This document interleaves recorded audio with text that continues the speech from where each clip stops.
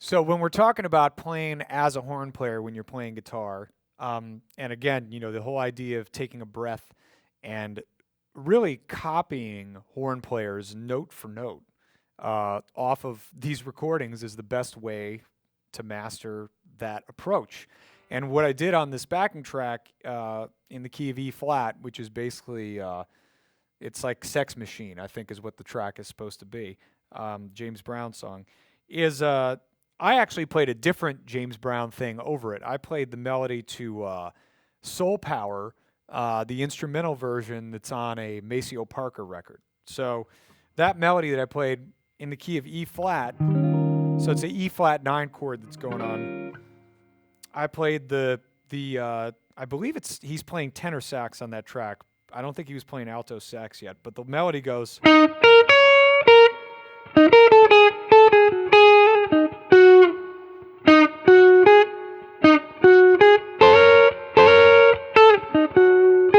And of course, I put a double stop in there to imitate. There's a harmony that comes in at that point with another horn on the recording.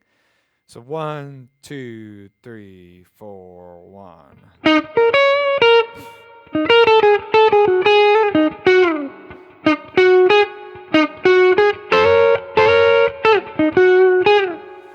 And then I played the first part of Maceo's solo on that, which goes like this. So you can hear right there, that's some very unusual phrasing for guitar players, because usually guitar players would, on that kind of feel, a lot of times I hear guitar players sort of skating around the one, right? Skating around the beat, not playing in the center of the beat, instead of kind of playing over it and kind of playing open blues stuff. This is very different. This is based exactly on what these horn players do as their go-to phrasing. And a lot of it has to do with sliding. So to get that sound, because of course when you're blowing wind through that horn, it has a much more fluid sound than if you're playing with a plectrum on strings. So it's about trying to imitate that. So all those things where you kind of slide off.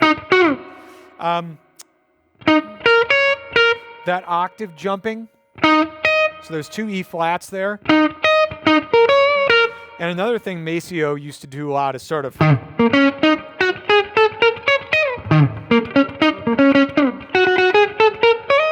And this is all E flat minor pentatonic, right? That's what I'm basing this off of. And then the extension of that.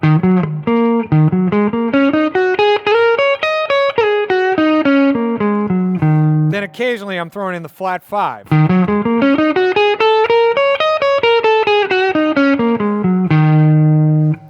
And then throughout this, there's these different tricks. There's the slides off.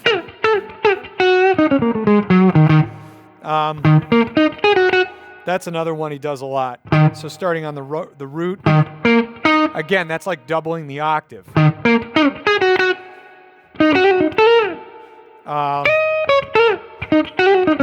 can do the trills.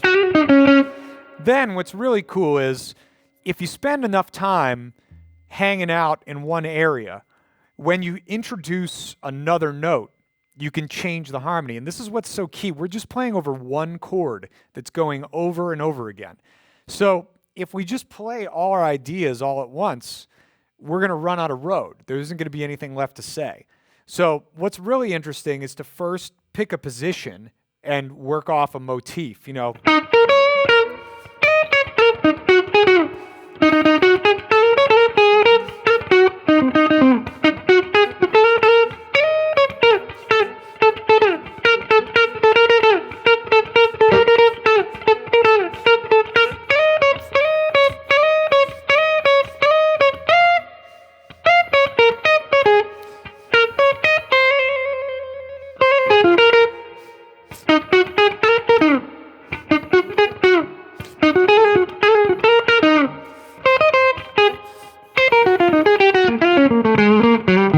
Then you could start to get more complicated, but you could see how those little motifs build it up, and every once in a while introducing the 6, the C major, or introducing the flat 5, or you know, playing or doing that also in different octaves, right? Because you can put the C here.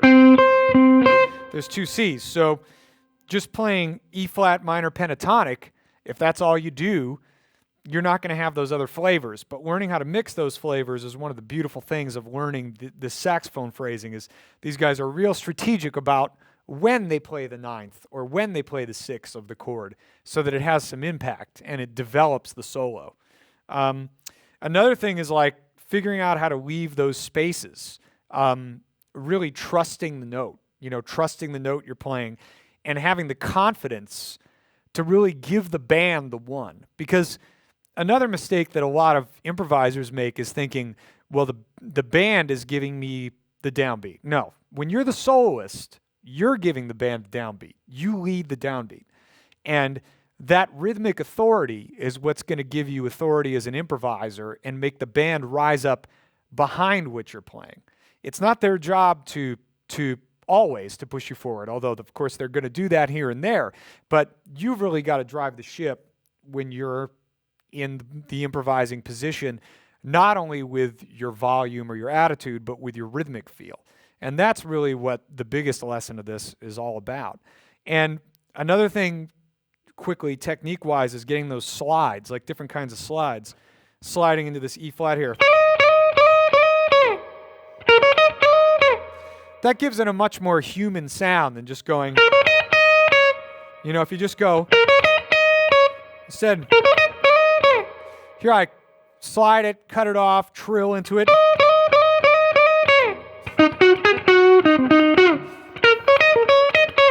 Another horn player, improviser that was seminal and pivotal for me as a kid was Eddie Harris. I got to see Eddie a couple times when I was even a teenager at Joe Siegel's Jazz Showcase in Chicago.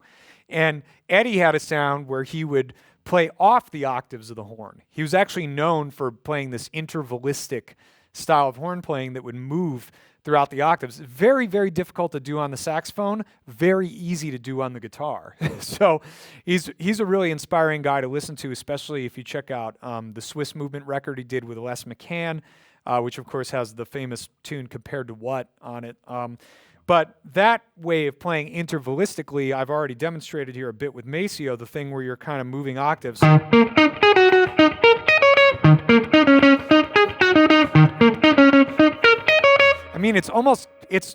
mean, of course, it's almost African, right? I mean, that's where this all comes from. So it almost has like the fact also that it's a minor pentatonic.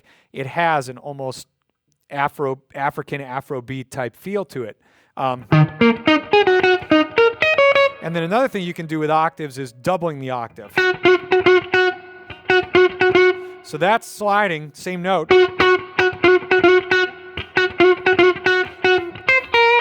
And then working off the sixth.